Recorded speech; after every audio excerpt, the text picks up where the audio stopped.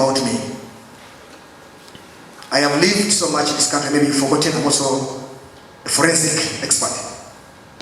I can tell murder by looking at a body at 100 meters, the nature and the type of murder.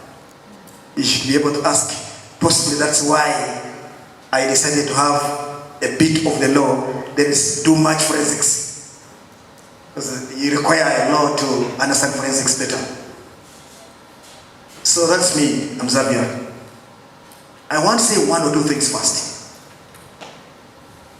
That the reason as to why we are here this afternoon is not because you're much more smarter than others. No. And the reason as why I speak here is not because I am any better. I am only making a contribution on what others have done. So that's why I'm humbled by being here. Should I in any way in speaking to you make something that you think is so useful, then that can't have been because I am smarter. No. It's just that, what was I supposed to do anyway? What was that? So that is usually the way I do my bit. And you must have noticed from all of us, Ken, Abraham in the morning, and then, of course, me. We're a big group, much more big, but only 3 were invited. We've trained for 7 years, pre-entry. Some of us, without having to fear or shame, have done a bit of marking of it. And so sometimes when somebody says, oh, I senior is here, senior is the other side, I think it comes from the account of that. It's not because you are any smarter than the other person. No. Because any of them can actually do it. And therefore, you are here because you have the responsibility in your hands that has been bestowed upon you by yourself and your parents and the nation. The question tonight is, do you simply want to be a lawyer or a good lawyer? Because in the USA, for you to do law and become an attorney, for you to do law and become an advocate, it must be your second course. They don't give it to direct entrance from senior 6 or high school. No. They give it to people who have already had a shade of another qualification. Because law in those countries is not supposed to be an avenue for getting wealth. No. It's supposed to be an avenue to cause breach between those that do not know and those that know. Have you understood me? So law in developed nations is not supposed to be the quickest avenue to make money. It is so here. That is why I was very impressed when I saw a group of statesmen, elderly statesmen, seated somewhere. I now knew that indeed, I think if we could do this, then we shall blend well. Otherwise, there is a temptation in nation to think that I am going to do law because I must put the most outstanding flat in my village. Because the quickest avenue is law. Imagine I got a case in which I will earn 500 million shillings. Now you think that's a case. There are those that go for 5 billion. And your take home is 1.6 billion.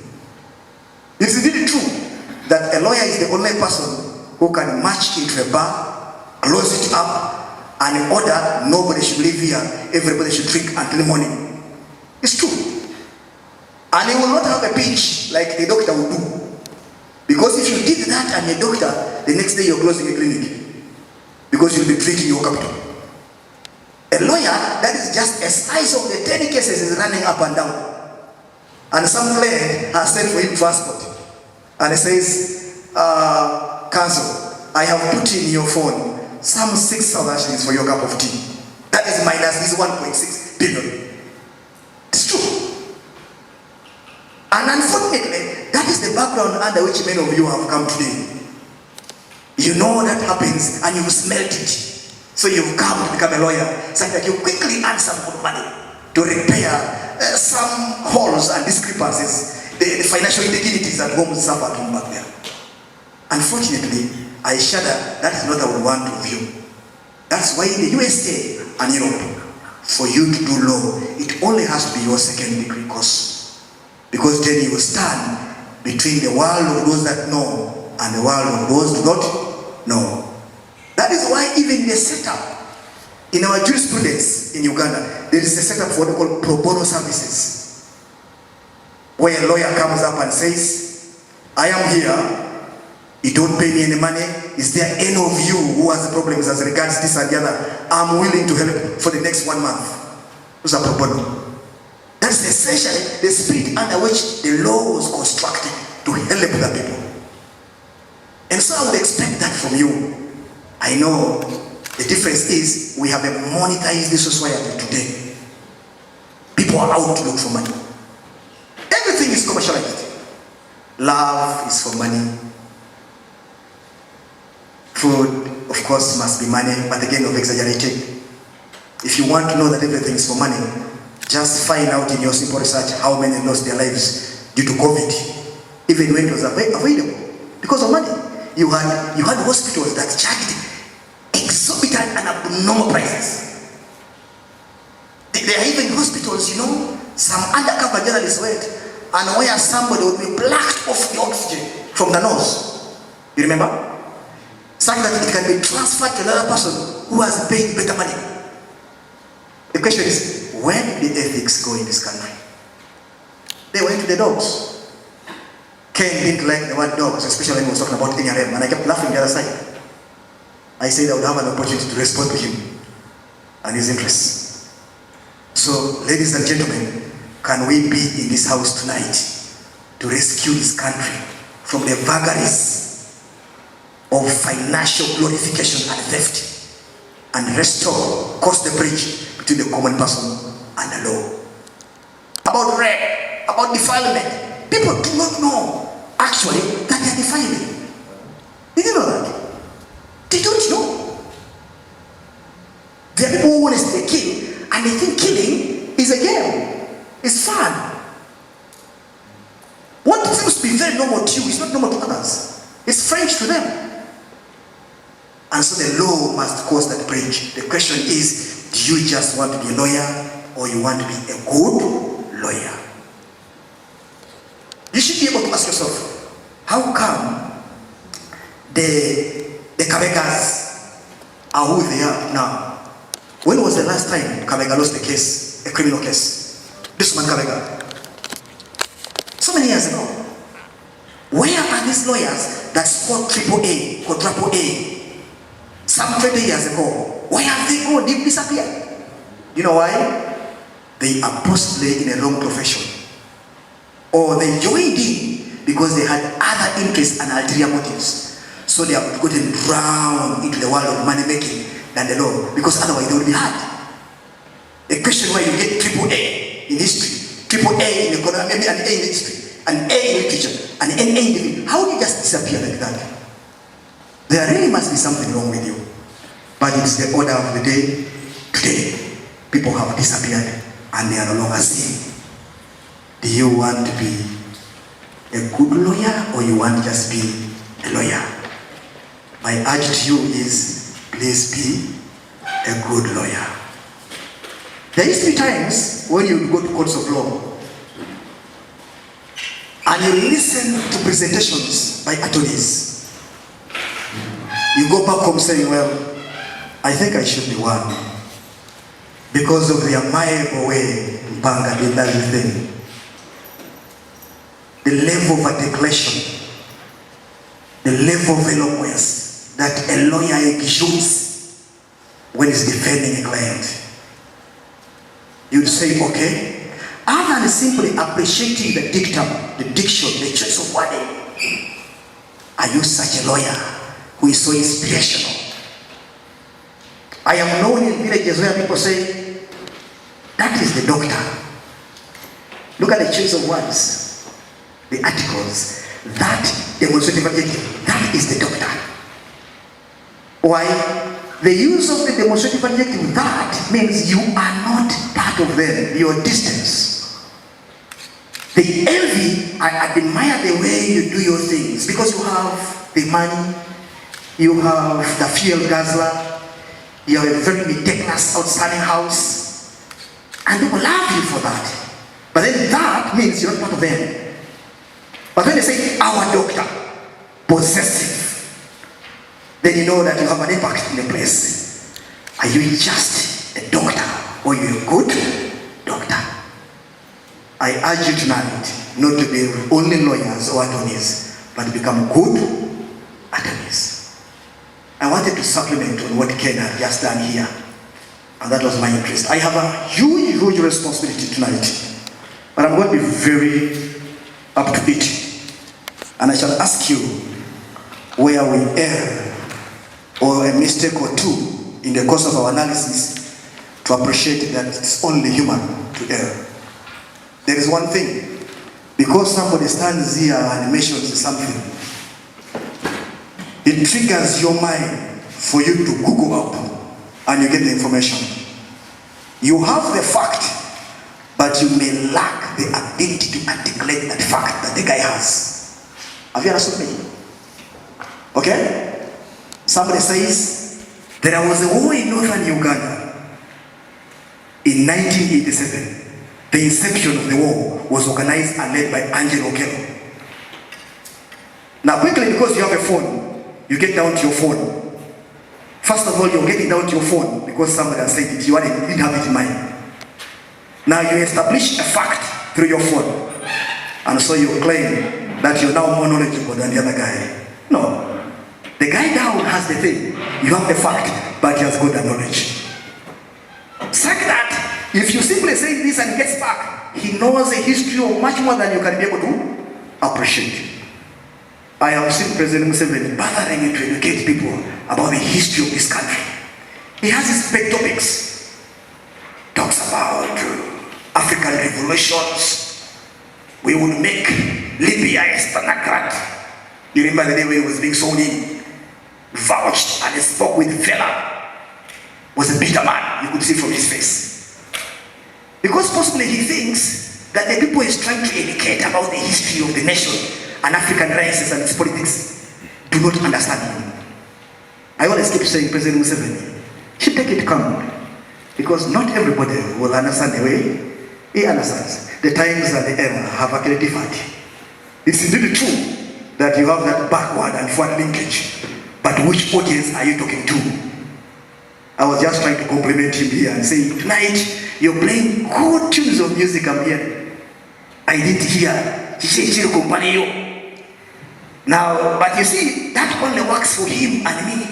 But you have your take on the kind of music. The times and the age has differed. But you see, we need each other for complementation.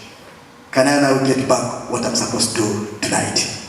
The question is, do not just be an attorney, but be a good attorney. Do you want to be a lawyer or a good lawyer? We would aspire to be good lawyers. So, I am going to do a dissection of current affairs. I will also do the political history of Uganda. I will ask you to get back the last page from question 20 in that pamphlet to I think 20 something. On top there's something called general knowledge, current affairs. Question 20. Yes. Question 20. Even when those other ones are equally important, but let's use that to anchor, to mark those papers. There is one thing students do. The students are quick to write answers. Whenever you're writing your answer, I urge you, use this formula. A subject plus a verb plus an object. Have you written it? A subject plus a verb plus an object. A simple English statement. And Deputy Speaker of Parliament in Uganda. You know what people say? Simple. Anita Annette Among and the rest of the space is left. That is precisely what somebody in P7 would do. What you are supposed to do is to accompany that answer with a subject, a verb, and an object. Make a simple English statement to it. It is Anita, Annette, Amon. Simple. We are not discussing what you don't know. We are putting a small touch on what you already know. Have you understood? Be kind to yourself. Remember, you have a whole foolscap, and in that foolscap, there are about 22 lines at the end. And by the time you are done, half of the foolscap of one page has answered only 35 on current affairs. You will not have done justice to the paper. Because you're reasonable and mature, people expect of you to express yourself. That is one thing you should do. Express yourself. But do not exaggerate the expression. Let the expression be as brief, precise, and concise. The deputy speaker is Anita, Annette, Amon. Simple sentence. And that's how you're supposed to do it. Don't simply put the answer there. I also tell you another. There is no problem if you left out the title of the personality. Unless the question is asking you to say, name the title and the person. It will be okay if you put the title, but there is no wrong in it when they say, name the Deputy Speaker of Parliament. Apparently, Honorable Anita Annette Amon is not Anita Annette Amon. The question is asking name. So they ask you for the name. It is only an addition if you put a title. But they're asking for a name, and that is just good enough. Have you understood? Have you understood? Yes. By the way, there are instances where people even don't know how to write the word council. Can you imagine you write council and you misspell it, and that brings the problem into the answer you have written there. And yet you already knew the answer. You knew the person. Now honorable has been written badly. So the examiner begins to put a red ink there. That means there's already a bias towards your answer. State what you know. Mind about the quality of what you're writing and how to express it. Have you understood? Good. I'm giving you a simple tip on what to do when you have an examination. Let's look at question 20. Then, the leader of opposition of Uganda under the 1995 Constitution. Somebody says Basil Badringaya. Somebody says Paul Kawanga Semogere. I warn you, mind the Q qualifiers of the question. You may have known so many speakers or leaders of opposition, and there are those that are close to your heart by relation. But the key qualifiers of that question is under the 1995 Constitution. So here you go back to the generations of constitutions we've had in Uganda. At the inception of our independence, we had the Lancaster Hall Constitution. Nearly all the African countries that were led under the Commonwealth governed by Britain that gained their independence gained under the Lancaster Hall Constitution. Because that is the arrangement in Lancaster House in London that gave African countries that have struggled and that have negotiated the powers of liberty. So you now must be able to recall, under that one simple question, you must be able to recall the regimes of constitutions the country has ever had, and there is no problem knowing them. Because today, the examiner is asking 1995 Constitution, and the answer is Professor Maurice Okenga Latiko, or Maurice Okenga Latiko. But it's important to always begin with a surname. So Okenga Maurice Latiko is the answer. But the thing is that all you need to know? No. Tomorrow something else is going to be asked about the same. Because you know the leader of the opposition is Winnie Kisa. Because you know the leader of the opposition, the last time you began to understand the politics of Uganda is when Noob captured the power. Because you belong to the shade of people, power. You are mad, you can't wait. The first leader of the leader of opposition under the 1995 constitution, first leader of opposition. Remember, the whole of Idi Amin's time, there was no leader of opposition. Because then we acted and lived under a dictatorial tendencies that had no room for comments outside the streams of power. So the whole of those 7 years were without the leader of the opposition. So you're getting back 1980, when Obote returns, is now when you begin to have the leader of the opposition, when we had the Constituent Assembly delegated, people who had been constituted into a parliament. So you now come back to look at Paul Kawanga Makerere under DP. Then from that again, we had a problem, because then there was a coup by 1985 to 1986 under Tito Kelo and his friends, the Basileos. It means again we really under an abeyance of no personal liberties. Therefore, there was no parliament, and basically the constitution had been overthrown. So until 1995 is when we restored another constitutional order, another regime of the constitution. And the first person that became the leader of the opposition was Ogenga Maurice Natiko, the man who taught for so many years in this university as a professor of insects. Until recently, he's been such a contributor and came back to parliament again under Agabu County, but lost totally recently. According to him, he was cheated. So you need to appreciate the Lancaster Constitution, because now you require independence. Then he also must come right up the time when the Constitution is abrogated. Also, then we have what they call the Pigeonhole Constitution as another regime. Then you have the Republic Constitution, 1967, as another form of constitution. And then the 1995 constitution. So you are going to look at the regimes of constitutions we find in this country. There are about 4 or so since independence. So you require the knowledge to be able to understand that question, because the twist can easily occur and shouldn't get you unaware. If I began to explain all that, it will take us a lot of time to appreciate the constitution in its order. So now you must know how many regimes of constitutional order we've had as a country.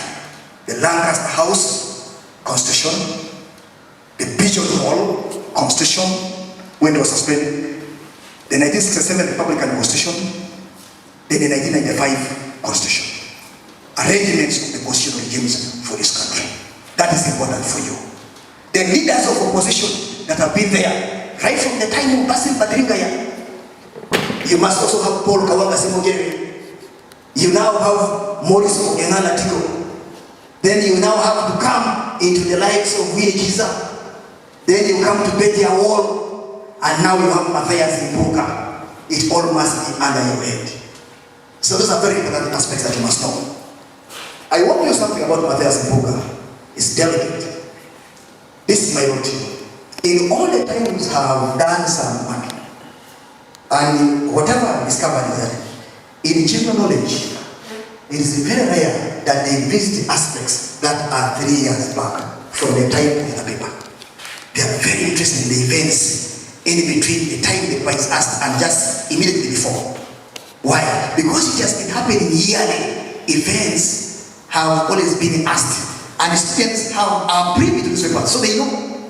So any event that took place after the last paper you sat up now is very important. So remarkable political, social, economic and religious events are likely to come, and plenty have happened.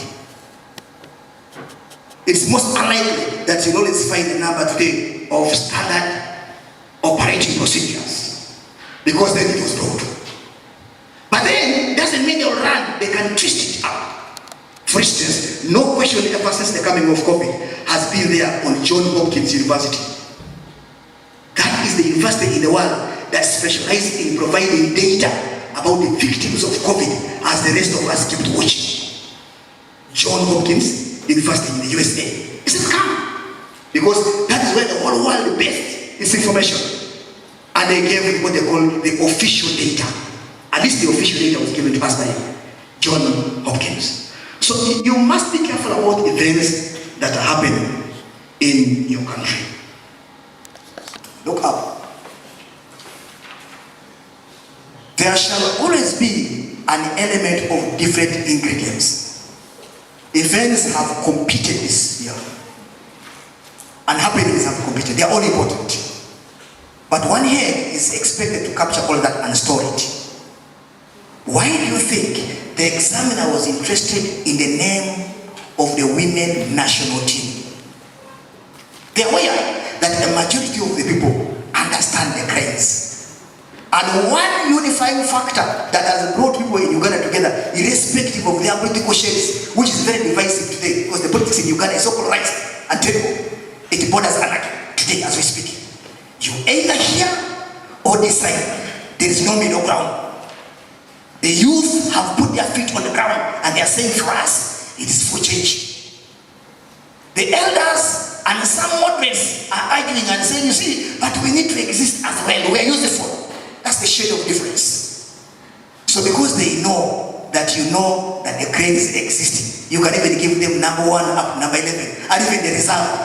They will always shout that out. They know you know. They go for the most unusual. In your very arena of sports, remember the questions on general knowledge cater for everybody's will. All of you must be reflected in these questions by the time the paper is done.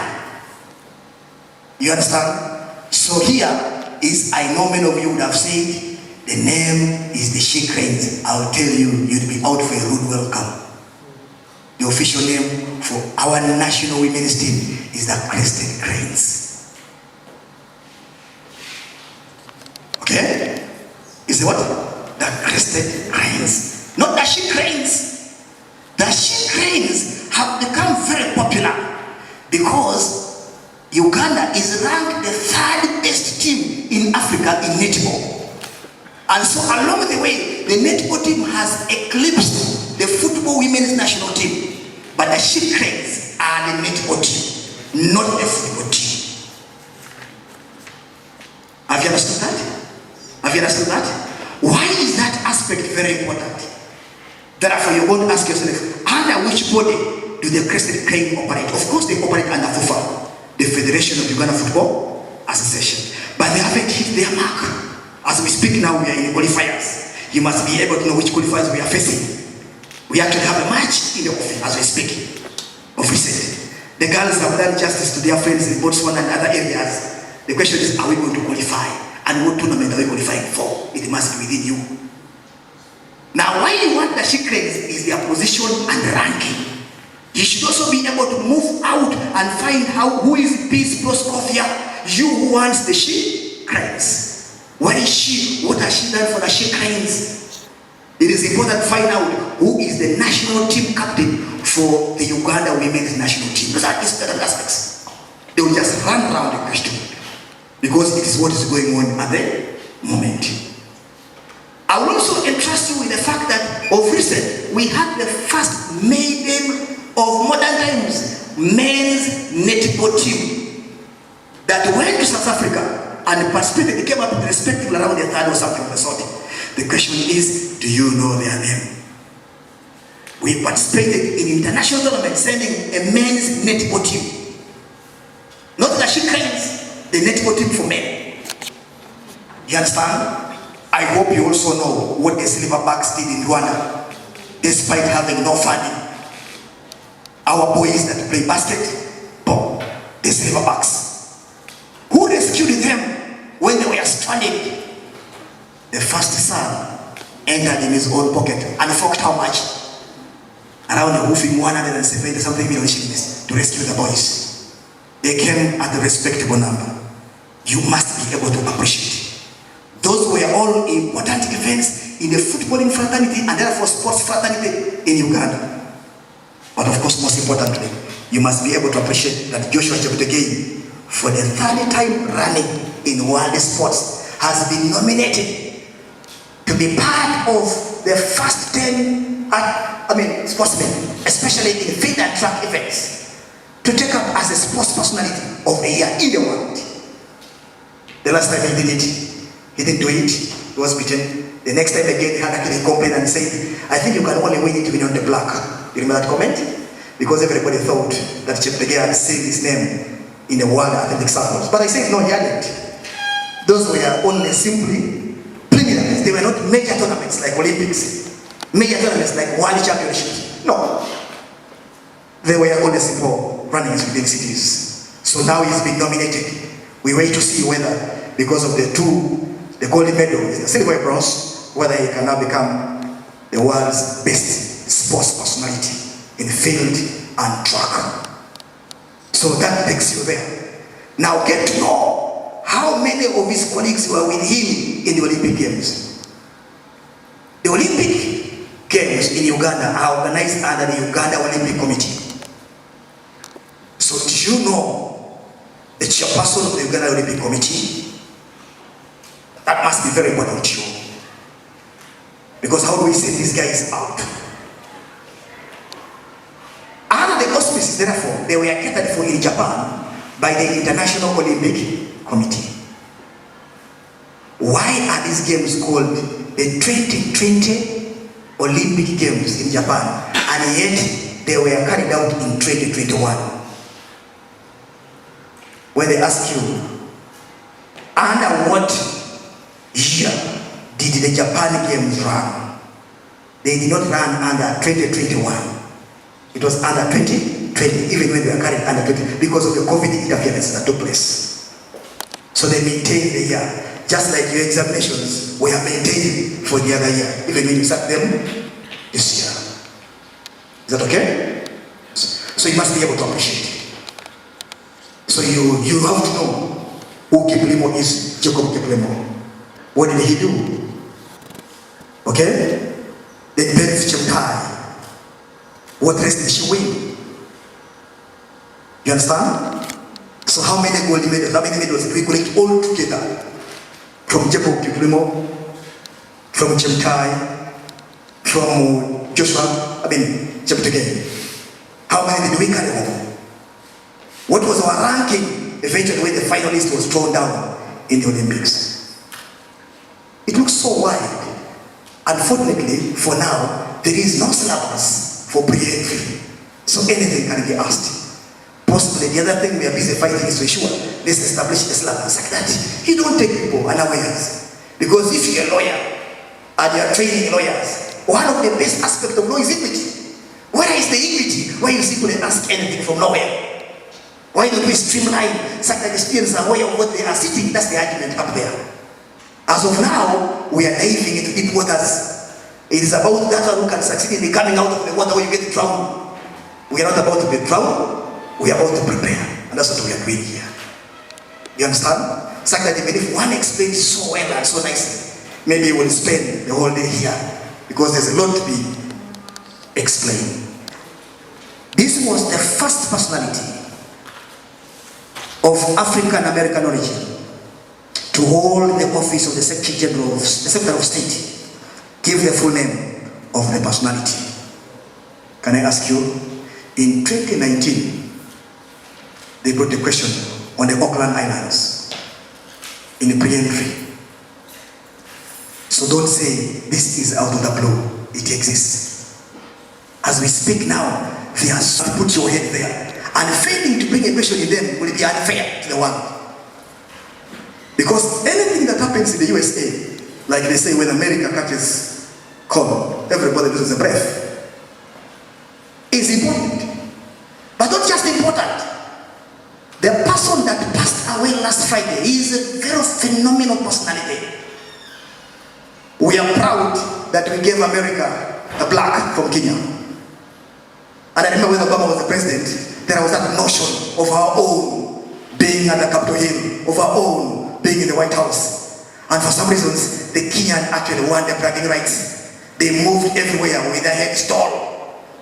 I tell you one thing, I was in Oslo one time, and Kofi Olomide came to make a concert. Many of you are young, you don't know who Kofi Olomide is. Kofi Olomide is a great Congolese artist. You know, as opposed to our artists that go and perform in small little squares and where our particular people stay in those little ghettos and small bars, Kofi Olomide organized a concert right in the heart of Oslo. Oslo is highly dominated by whites. That's Norway, the capital of Norway. That's a Scandinavian country. There are more whites there than the blacks. And we're little people there in education. So for once, When the place was being organized, we would move with our t-shirts, Kofi Olomide. And you know, we would almost want to explain Kofi as if Kofi came from Uganda, even when he came from the Congo. You understand? Because there are few Congolese there. For us who were in Uganda, so we are for Kofi. And you know, the pride of having to see the African thing and genre being taken, and everybody shouting the African style in Europe. That's an amazing. So the gentle personality of a man that died this year at the age of 84, I was young, with COVID-related illnesses, is Luther Colin Powell. That's a full name. People know Colin Powell, but they do not know Luther. L-U-T-H-E-R. Luther Colin Powell. You know how long it took the blacks to break the sphinx of segregation, the indignity of the blacks in America, until about 1965. The open rejection by blacks and asking never to be regarded as second citizens in America. So until that time, the blacks even had no authority to vote, because they did not constitute to a tangible lot of citizenry in the country. Of course, there are cases right now that we speak about, because if you look at the number of people that died of COVID in the USA, the majority are either blacks or mixed race or Hispanics. The whites stayed in comfortable places. They are not usually mingled in crowded places like in New York. No, you get them in the outskirts. And so they had little effect on COVID. But the African Americans died in large number of COVID. But there's one thing that kept them moving. When African Americans began to be admitted out of meritocracy into the fold and the rank of the American leadership, it became serious. Colin Powell was one of the first blacks not only to become a Secretary of State. A Secretary of State in America is a Minister for Foreign Affairs. It's a powerful position. Because when you're Secretary of State, you are the spokesperson, you are the face of the US in the whole world. In the absence of the Vice President, the Secretary of State takes charge. You understand? So Colin Powell becomes the first black to become the first Secretary of State. But also, Anna Schwarzkopf in the Gulf War, deep down at the time, when America and the whole world was interested in ensuring that Saddam Hussein and Iraq, who had invaded Kuwait, leave Kuwait. Secretary Colin Powell served so rigorously as a fighter, deputizing Schwarzkopf, Arnold Schwarzkopf, making him again the first black to become a liaison head of chief of staff in the US Army. So from then onwards, he kept rising. Today, when you look at the doctrine of the US forces, there's what they call the Colin Powell doctrine in the armed forces. Can you believe that? The Colin Powell doctrine. When you look at the code, Kokunda Bena, you have a parent out, please. Are you here? He said, if we must attack as America, then we must have a goal. That's the doctrine.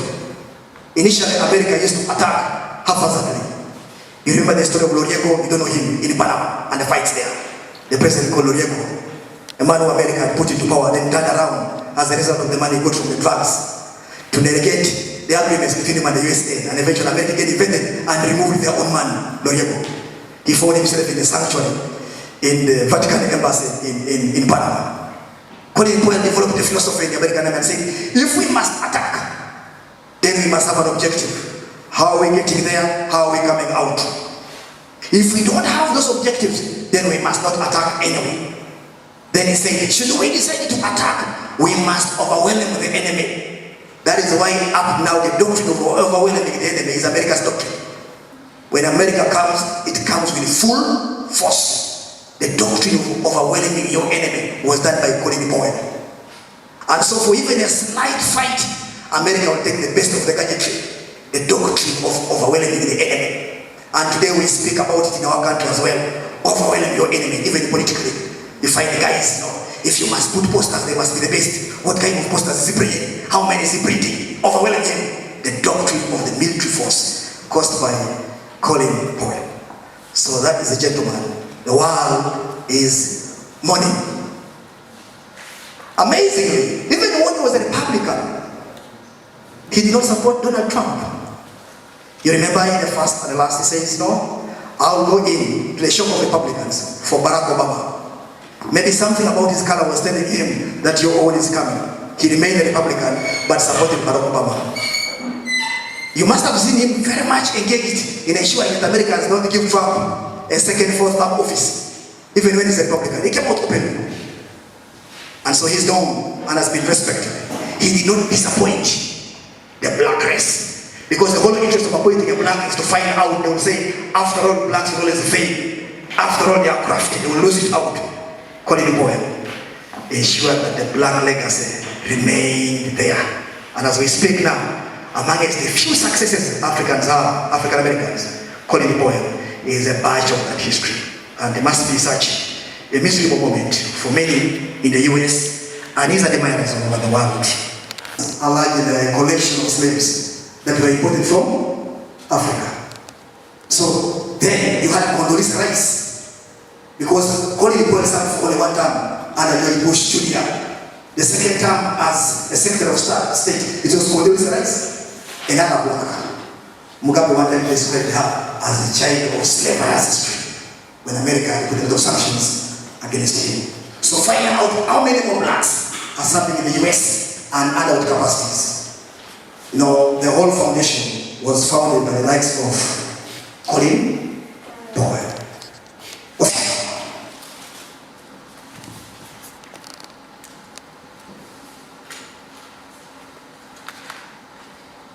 It must be acknowledged that largely due to public outcry, OTT that was scrapped and instead 12% excise duty tax was levied on data, of course, yes. That one must be a simple question to go. If it was levied on data, what was OTT in full? Now, where do we have the excise duty levied on now that it was removed from the OTT was actually scrapped? Where do we have now the excise duty? That is your economy, your country and its economy. That is very, very important for you.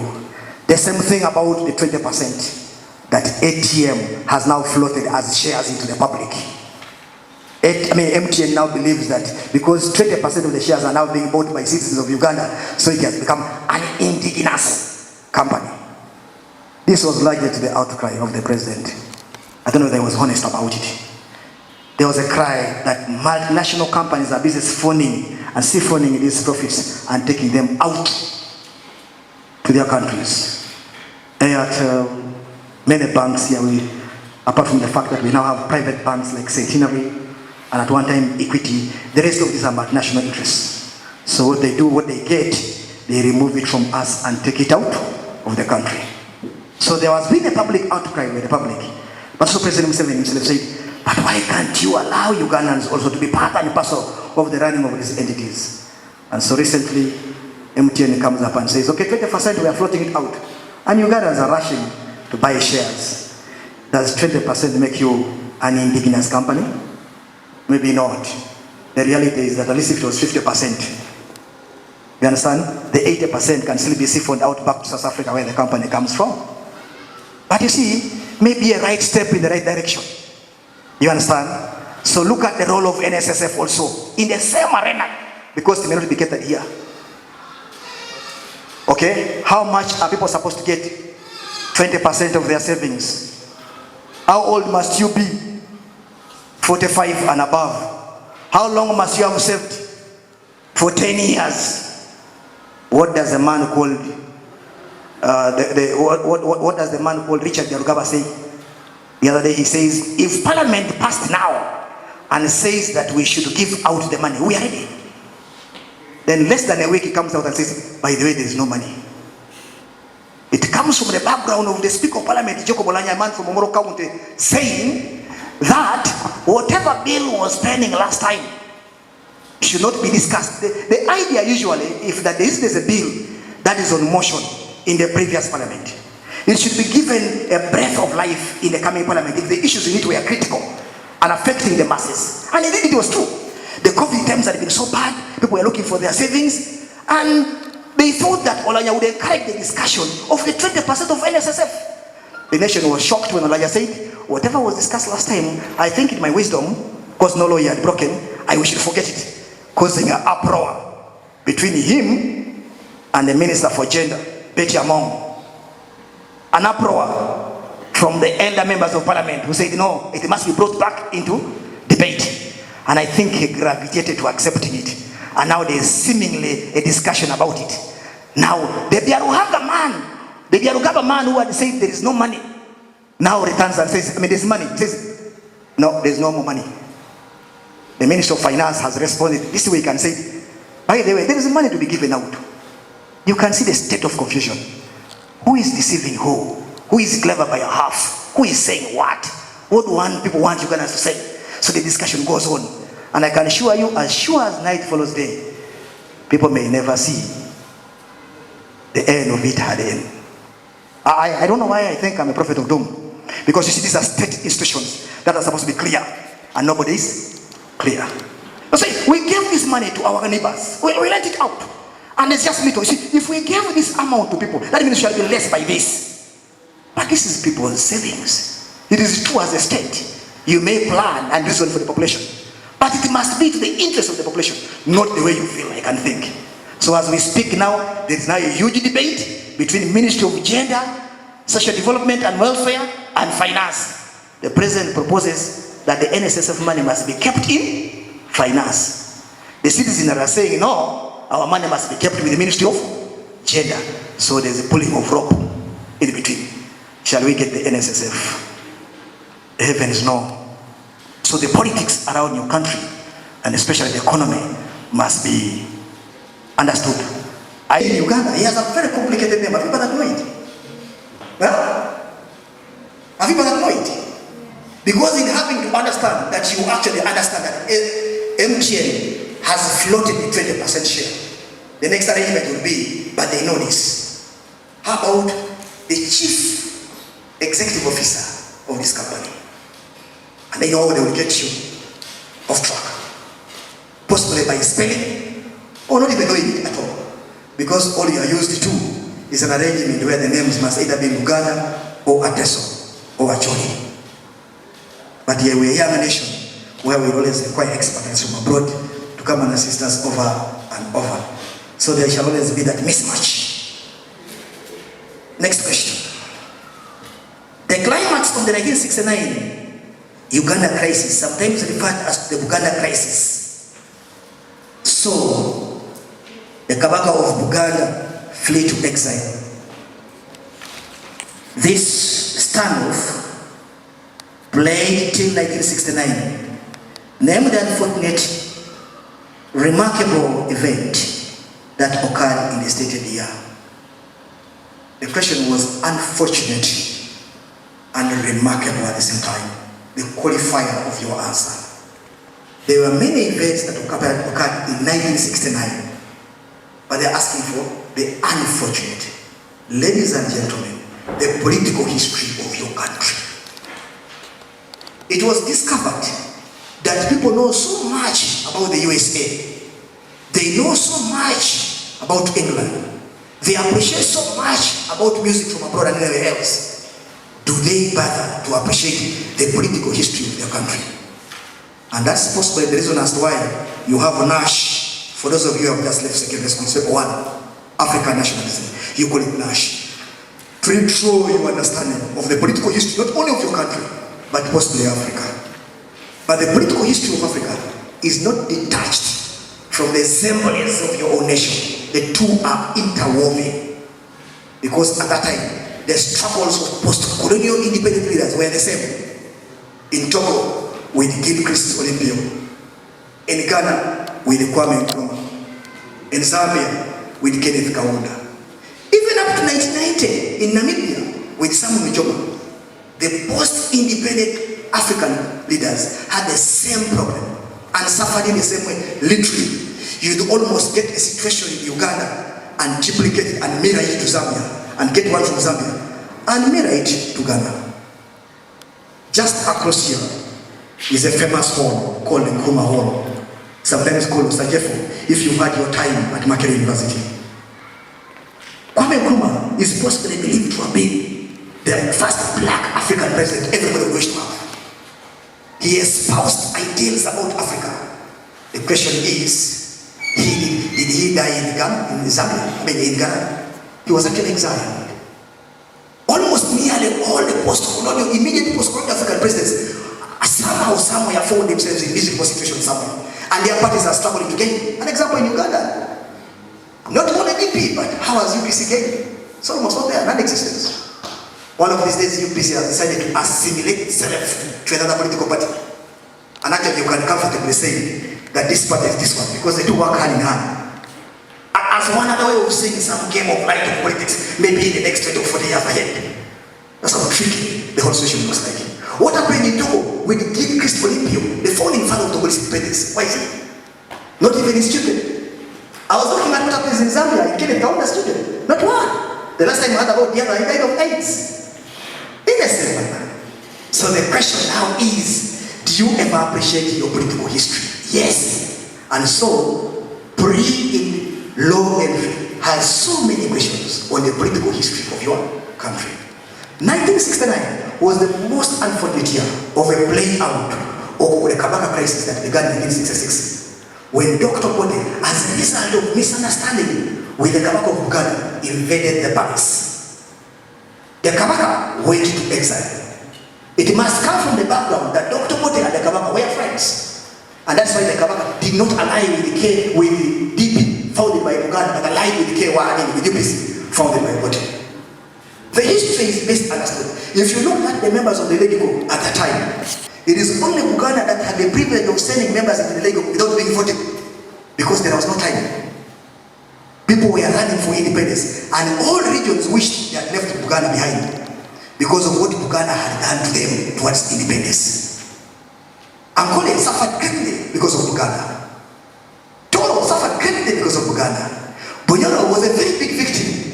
Actually, that is what precipitated the 1966 crisis, when there was a referendum to demand and determine whether the counties that had been carried by Uganda from Bunyoro should return. The misunderstanding between the two friends came from there, Obote and Kabaka. So actually, had its own fair share. The Lamogi and many other people, Chief Awichi and the Behedi, Uganda had become the new colonial masters of Uganda, and therefore wronged everybody. So at the given time, people wanted to get independent, and nations came together living out of Uganda. So the crisis that precipitated the 1966 unfortunate incident was as a result of the referendum. The question now was, if Bunyoro behaved that way, it would mean delaying us for independence for another 3-4 years. And so there was a lot of running up and down. People like Lord Andrew Adimola from Gulu, who had been tasked with the responsibility of assembling our Victoria for independence, became breathless. So there was a movement in between Kampala and then Lancaster. Eventually, Bunyoro was convinced that, you know what, Bunyoro, to avoid the problem of us having to deal with the independence of Uganda as a whole, yours is a regional issue. A provision is going to be made in the Lancaster Constitution, for which after independence in 1962, there shall be a referendum in Uganda to determine the case and the fate of your counties that Uganda grabbed from you. Is that clear? On that account, Bunyoro still said, no, we doubt whether this can happen. After all, we already beginning to see that Uganda is going to be part of the major players in our independence. What if Uganda said to manipulate the situation and we fail to get our independence? Bunyoro eventually was convincing, and Bunyoro accepted.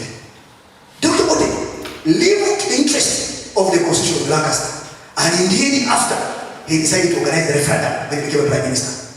Of course, from a lot of protestations from Uganda, the Kabaka of Uganda did not want the referendum to be held, because then Uganda was constructed around the Kongwani territories. All of you must be able to appreciate that Uganda's origin is only 2 counties. That is Chadondo and Osiro. You may add Mawokota, but Uganda originally consisted of only 2 counties. The rest are Kongwani in Uganda. So when that referendum was carried out Of course, some counties remained in Buganda and others went back to Burundi. From then onwards, the Kabaka of Buganda decided to say no. I think from UPC and Pottery, we can never be friends anymore. The reaction was that the Katikiro of Buganda at that time, Joash Mayanja Akanyi, who now became under President Xavier Museveni, at one time the Minister of Finance, and then another Justice and Constitutional Affairs, I think about some 3 years ago, issued a letter chasing the government of Uganda from Buganda soil. And so 1966, we ran into a crisis called the Buganda crisis. But it was a national crisis. Sometimes it's called Uganda crisis. It culminated and paid so badly until the Kabaka now left the country when his place was evaded. But that did not leave what these people were saying. Brigadier Shaman Obolodi, who was the first black army commander, was arrested and detained for sneaking because he had been married to Uganda, a very good friend to Buganda and Uche, for giving government secrets to Uganda. And so Uganda began to assemble what looked like a fight against the central government. The central government reacted by usurping and declaring its interest in running the Republic of Uganda and not the monarchy of Uganda. Uganda was attacked. They say they would have captured the Kabaka, but they simply gave the Kabaka a leeway through Burundi and off to London. 1969, Kabaka Mutesa II died in London. There are so many things about it. They say he was poisoned, but people agree that it should have been food poisoning. That is how unfortunate the rivalry between two good friends eventually culminated into that remarkable incident. It accused them to have been used by the government in Kampala to poison the Kabaka. Those girls have never come back to Uganda. They are usually, even when they to die and they are buried there, the second family. They come from around Masakai. Just investigate that, you'll find out. They are said to be the harbingers of the poisoning of the Kabaka. So the most unfortunate incident is the death of the Kabaka in 1969, arising from the Kabaka crisis. But there are many other instances that took place. They moved to the left, the declaration by Obote at Nachivuvo, they moved to the left, no longer capitalism. You need to look at that and let it play into your mind so well. Revisit that book and see what happens. The Taliban were driven out of power in Afghanistan by American allies in what was termed as war against terror. 20 years later, the Taliban are back. I identified the name of the sitting president of Afghanistan, supported by the international community. They overthrew. Oh, I'll tell you one thing. Listen to me and listen very hard. The examinations, the pre-entry that was done last Saturday, mature entry, a question came on Afghanistan. This time round, having known that everybody knew about the Taliban, they said, let's twist the beat. International affairs. They asked them the administrative center of Afghanistan. They were looking for the capital city, and the answer was Kabul. You hear that? You hear that? Now, these are events that you cannot ignore even when you wish to. They happen in the world. And somehow there will be a snake into it. You like it or not, you must take care of it. So we now know in that question that the Taliban were overthrown in 2001. You need to know who the Taliban are. You need to know and appreciate the Pashtuns, the Gunduz region, the idea of the Hazaras, who are the Taliban. You need to appreciate the divide between the Shia and the Sunni Muslims. And then of course the Pashtun affair of Islamic affair in Afghanistan, right up the borders in Pakistan. That is very, very important. And the whole of that area must be analyzed in that simple tone. But of course that is for another day. Yours is to identify these key events. Taliban, a group of people in Afghanistan with an ideology to Islamize the country and run it under the Islamic law, Sharia, as a basis for which government must be founded. Okay? The category of people. The Taliban don't come from one region. They're a group of people assembled from every corner. Hakimi, the Minister for Internal Affairs, is not really the Taliban. Hakimi is actually the goodness. The Hakimi movement, the guy who was responsible for terror attacks when the allied forces were there. So you must know. You also must be able to appreciate which is the headquarters of the Taliban. The headquarters of the Taliban is not Kabul. For them, they are from Kandahar. That's their headquarters. That's where the Taliban are born, and the ideology is troop there. The Kandahar is the second largest city in Afghanistan. So you must be able to appreciate yourself. The ideology of the Taliban affair and a conscript is born in Kandahar. That is where Omar Mullah Muhammad, the founding father of the Taliban, lived. And as a result, when Bin Laden married his daughter, Bin Laden did not settle in Kabul, he settled in Kandahar. You understand? And that's why he founded Al-Qaeda with Omar Mullah Muhammad. Omar Mullah Muhammad is the founding father of the Taliban. He was killed about a year ago or so. He's been in hiding for long. So you must be able to appreciate that also. The third biggest city of Afghanistan, of course, is Kandahar. Jalalabad, not Kandahar, Jalalabad. So there are three cities: Kabul, Kandahar, and then Jalalabad, in that order. So, how many presidents has Afghanistan had ever since then? The one who was overthrown recently, the sitting president, was called Ashraf Ghani. Ashraf Ghani is Ghani. That is the sitting president that the Taliban got and simply fled. He said he had gone where? To Pakistan. And Saudi Arabia said they were willing to give him asylum. Americans had all the most unfair statements against Ashraf Ghani. The question is, what did America have? The Colin Doctrine. The Colin Powell Doctrine. We attack, we must have an objective. Did America want nation building?